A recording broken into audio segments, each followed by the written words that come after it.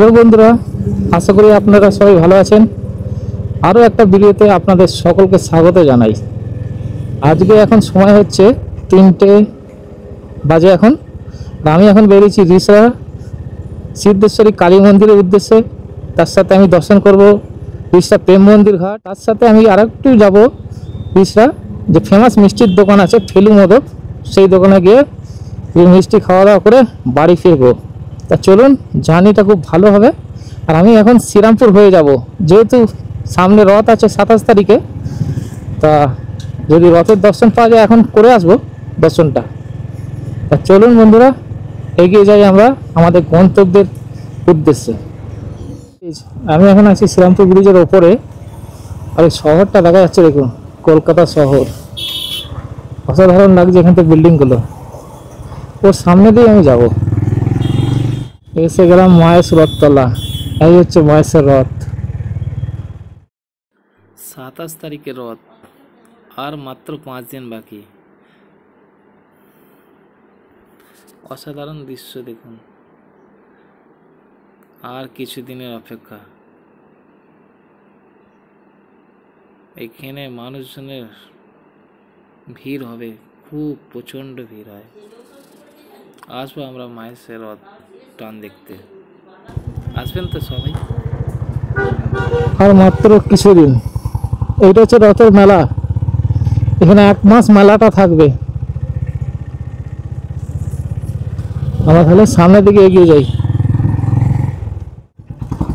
আমি পৌঁছে গেলাম সিদ্ধেশ্বরী মায়ের মন্দির। ও হচ্ছে সামনে মন্দির। আমি দেখি এখন খোলা আছে কিনা। এখন 3:22, 20-22 মিনিটের মধ্যে পৌঁছে গেলাম। গাড়িটা এখানে আমি রাখি। আমি পৌঁছে গেলাম সিদ্ধেশ্বরী মায়ের মন্দিরের গেটের কাছে। সিদ্ধেশ্বরী কালী মাতা মন্দির। এখন মন্দিরে পুজো হয়তো হচ্ছে না, 3:30, 3:22 হয়েছে এখন। তো সামনের দিকে যাই।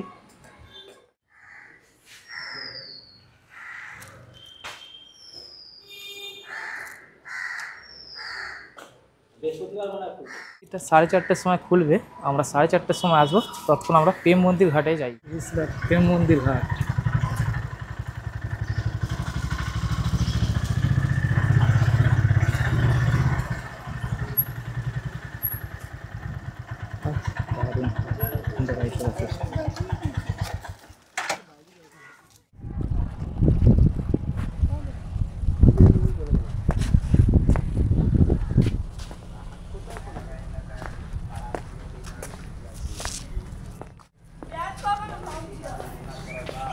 সামনে আমাদের প্রেম মন্দির মঠ এইটা,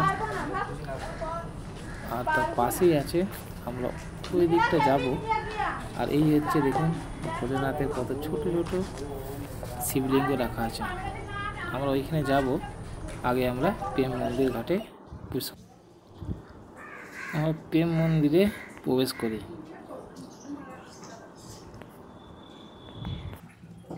আমরা প্রবেশ করলাম প্রেম মন্দির। সামনে এই দৃশ্য, ডান হাতে ঠিক এখন একটা মন্দিরের ভেতরে দৃশ্য দেখুন।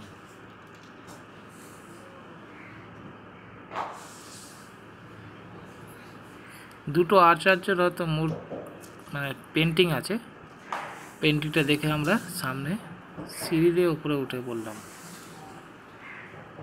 আর এদিকে যেহেতু এটা মন্দির, ঠান্ডা আর নিরাপত্তা পালন থাকে তো। আর এখন মানুষজন নেই, যেহেতু এখন সময়টা ঠিক হয়নি। সময় সন্ধ্যে 6টা-7টা থেকে এখানে মানুষজনের ভিড় ভালোই হয়। আমরা মন্দিরের দিকে গেলাম, ভেতরে ঠাকুরের দর্শন পেলাম। দেখুন লাইটটা এত কম জ্বলছে তো, তাই ঠিক একটু অন্ধকার মতো হয়ে আছে, তাহলেও খুব ভালো লাগছে। আমরা মন্দিরে দর্শনটা করে পাশ দিয়ে ঠিক এরকম একটা ভোলেনাথের মূর্তি দেখব, শিবলিঙ্গ আছে দেখুন। আমরা দর্শন করে নিই। হর হর মহাদেব।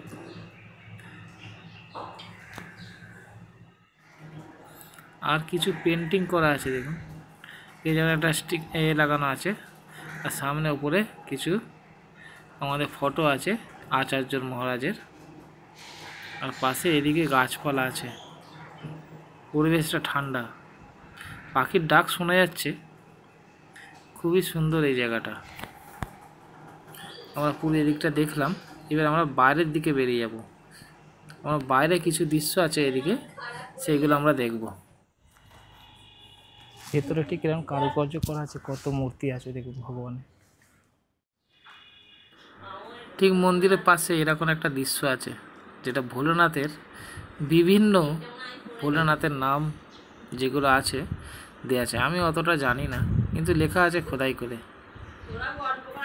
ঠিক যেমন এখানে সরস্বতী ঠাকুর, দুর্গা ঠাকুর, বিভিন্ন ধরনের আমাদের হিন্দু ধর্মের দেবতাদের সব কি সুন্দরভাবে পেন্টিং করা আছে। খুব সুন্দর এই জায়গাটা। এই জায়গাটা সবচেয়ে আমার ভালো লেগেছে, খুব সুন্দর। দেখুন গণেশ ঠাকুর আছে, এই দৃশ্যটা খুবই সুন্দর।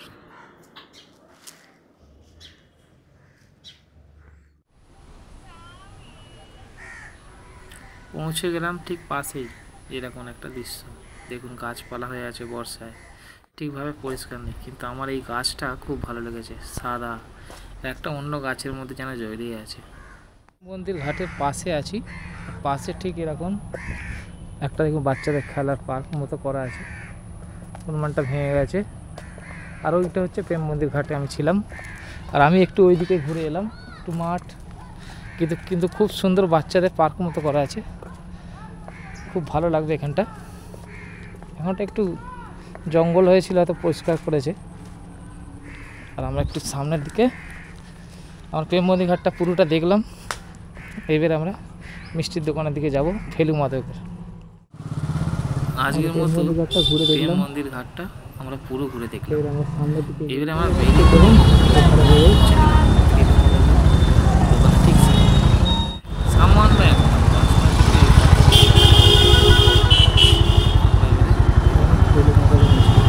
বিশাল ফেমাস এটা। এই দু পিসের দাম 50 টাকা নিল, খেতে অপূর্ব স্বাদ। আর এই যে ফটোগুলো দেখছেন, বিভিন্ন সচিন তেন্ডুলকর, সৌরভ গাঙ্গুলি, আরও বিভিন্ন মানুষের কাছে, গুণী ব্যক্তির কাছে এই মিষ্টিটা গেছে। মিষ্টির স্বাদ খুবই ভালো। এই হচ্ছে দোকান।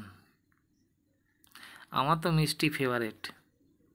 খাওয়া দাওয়া করে নিয়েছি, এবার আমরা বাড়ির দিকে বেরিয়ে যাই।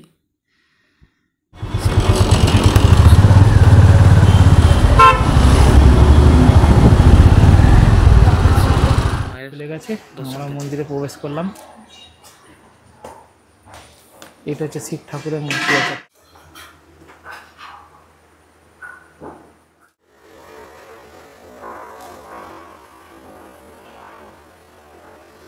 ভোলেনাথের মূর্তিটা অপূর্ব লাগবে। আমি স্লো মোশন করেছি ভিডিওটা, খুব ভালো লাগবে। দেখুন কি সুন্দরভাবে সাজানো আছে, আর পাশে গণেশ ঠাকুর, বোম্বা ঠাকুর, আর একটা ঠাকুর আছে, আমি ঠিক বুঝতে পারলাম না। খুব ভালো লাগলো এখানটা। আর এখানে নিয়মাবলী লেখা আছে, কখন খোলা হয় না হয়।